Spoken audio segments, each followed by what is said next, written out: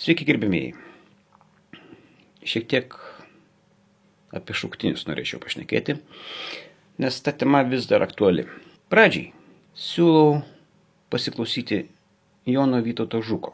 Paleisiu įrašą, jūs girdėsite. O paskui aš pasakysiu, ką jisai pasakė.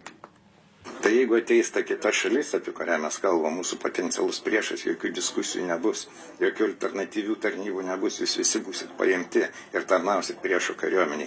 Tai reikia labai aiškiai suvokti. Ir jaunimui pirmoji eilėje. Jūs gyvenate šaly, kuri priklauso jums.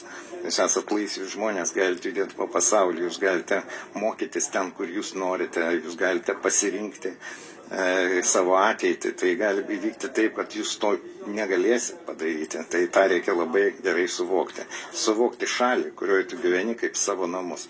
O savo namus reikia ginti vienu ar kitu būdu. Tai biškį nelaiku sustojau, bet mintis aiški. Pavyzdys. Lugansko Donecko sritys užimtos 2014 metais. Nepriklausomai nuo to, tarnavo tenai žmonės, netarnavo, jie buvo mobilizuoti. Tai yra pirmuosius, kuriuos sumobilizavo. Tai sumobilizavo tuos iš naujai okupuotų teritorijų. Ir tautybė tenai buvo nebesvarbi. Tai, sakyčiau, Lietuvos etninės, tautinės bendruomenės papuola netgi didesnė rizikos grupė, tam, kad galėtų būti mobilizuoti į Rusijos federaciją kariuomenę iš laikinai okupuotų teritorijų. Taigi Lugansko Donecko pavyzdys šitą puikiai rodo. Šaukimas Rusijos federacijoje. Šis pavasaris, 2025 metų pavasaris, planas yra pašaukti 160 000 šauktinių. Tai yra 10 000 daugiau negu pernai. Rusijos federacijoje kareiviai dabar tarnauja metus, 12 mėnesių. Išsisukti yra metodas, tai alternatyvi tarnyba. Bet jeigu šauktinis tarnauja 12 mėnesių, tai alternatyvi tarnyba trunka 21 mėnesį. Ir jeigu žmogus kviesdamas į karo prievolės centrą, komendatūrą, nebuvo pateikęs pageidavimo atlikti alternatyvią tarnybą prieš pusę metų, tai negalioja.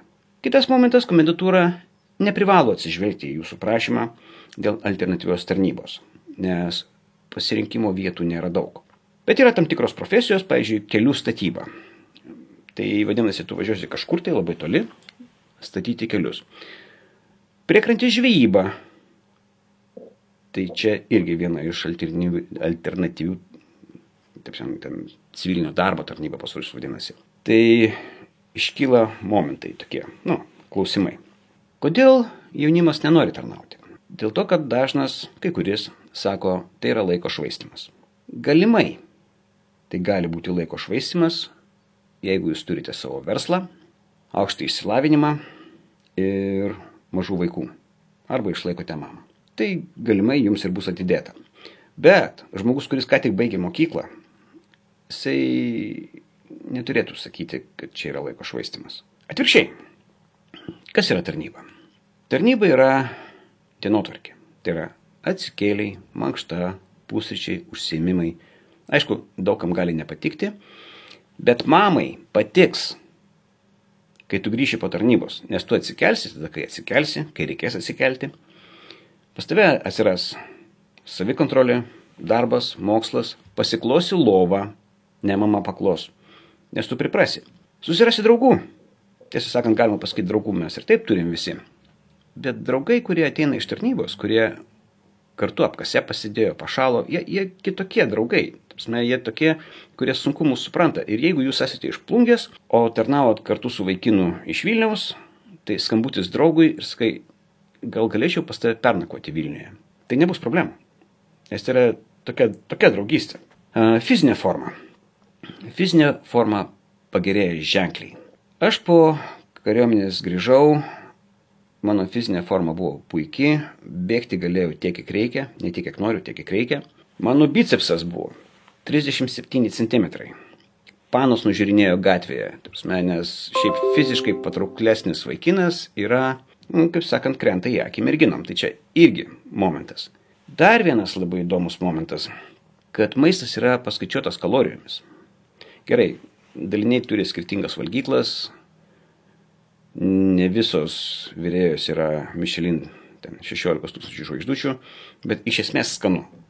Iš esmės skanu ir esu patikrinęs ne vieną valgyklą ir mano nuomonė, tai tikrai skanu, pasirinkimas yra ir pusryčiai man asmeniškai netgi per dideli. Stomatologas. Kalbėjau su viena daktarė, jinai sako, šauktinė ateina tokios prastos dantų būklės, kad mes dirbam ištisai. Gerai, jūs turite daug pinigų, galite nueiti privačiai. Bet tie, kurie negali nueiti privačiai, tarsi, be draugų, aprangos, patalynės, maisto, fizinės formos, karybos įgūdžių, dar ir dantis sutvarko. Tai kogi čia skūstis? Ką dar reikėtų pasakyti? Reikėtų pasakyti, kad iš tų 160 000 šauktinių, kuriuos Rusijos federacija žada pašaukti šį pavasarį, pavasaris bus toksai biški, jau į vasarą kelsis.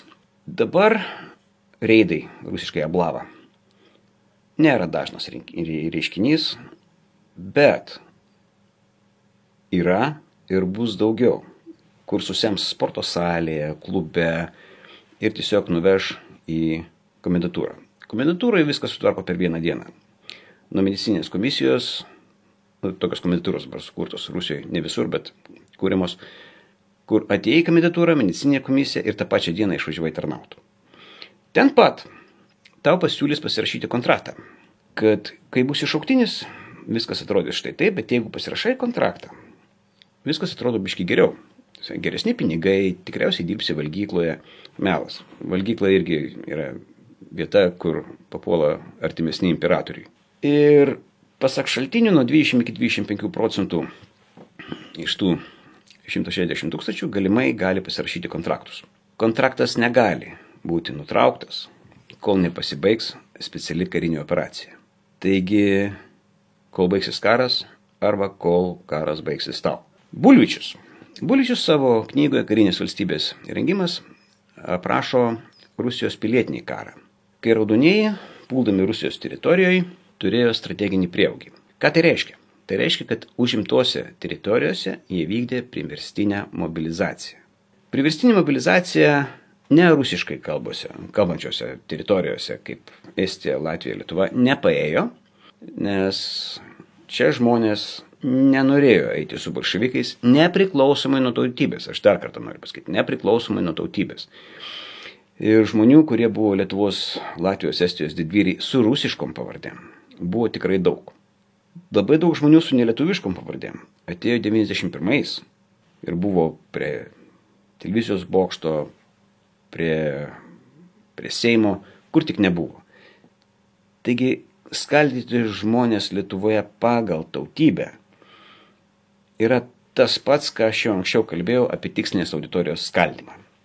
Tol, kol mes esame vieningi ir kol suprantam, kad mus nori suskaldyti, tiesiog būti vieningais yra daug paprasčiau. Ir aš manau, kad tarnyba Lietuvos kariuomeniai jokių būdų negali būti vertinama kaip laiko švaistymas. Galiu sutikti su išskirtiniais atvejais, bet čia išskirtiniai atvejai. Bet iš esmės tai yra geras laikas, gera nuotaika, gera nuomonė, gera fizinė forma. Be abejo bus sunkumų. Kaip žmonės išmoksta nugalėti sunkumus? Žinote, aš nemanau, kad galima išmokti nugalėti sunkumus nieko nedarant. Tai yra, tu turi kažką daryti. Ir kai tu kažką darai, tau pavyksta. Kai tau pavyksta, tau pradeda patikti. Kai pradeda patikti dar prisimti, nežinau, iššūkius. Tai čia buvo tik tai apie tarnybą kariuomenėje ir apie tai, kas gali nutikti. Nes Jonas Vytautas Žukas labai aiškiai įvardijo, kad jeigu tas okupantas ateis, jam reikės žmogiškųjų resursų ir nuomonės niekas neklaus. Ir tie vaikinai, kur Rusijos federacijoje pasirašo kontraktus, dalis jų yra suklaidinti, dalis ne, bet tikimybė, kad jie ateis, yra didesnė, jeigu mes nenorėsime gintis. Jeigu mes norėsime gintis, tikimybė, kad jis ateis, mažėja. Tai yra, kuo daugiau turėsime parengtų karių, tai yra žmonės, kurie atitarnauja nuolatinę privalomą karo tarnybą, papuola į rezervą. Ir kuo daugiau rezervo karių mes turėsime, tuo labiau jis supras, kad galbūt neverta. Pavadinkim tai atgrasimu. Prasme, jis irgi mąsto racionaliai. O kai mes būsime pasiruošę kaltis, bus valstybių, kurios bus pasiruošusios mums padėti. Taigi paveiksliukas yra didesnis. Kiekvienas iš mūsų yra svarbus. Ir aš esu aktyviam rezerve, žinau, ką darysiu, jeigu jie ateis. Ir kai atsiranda komentarai, kad maždaug visi, kurie šneka, kad darys, tikriausiai pabėgs. Žinokite, galiu pasakyti, ne visi, kurie šneka, pabėgs. Kai kurie šneka, kad pabėgs, nepabėgs, bet geriau šnekėkim, kad mes nesiruošiam bėgti. Tai irgi informacinė operacija. Ir jeigu mes nesiruošiam bėgti, tai ir jam atbėgti nėra taip patrauklu. Tai šiam kartui tiek, geros jums dienos, šypsokitės. Oras puikus. Ačiū už dėmesį.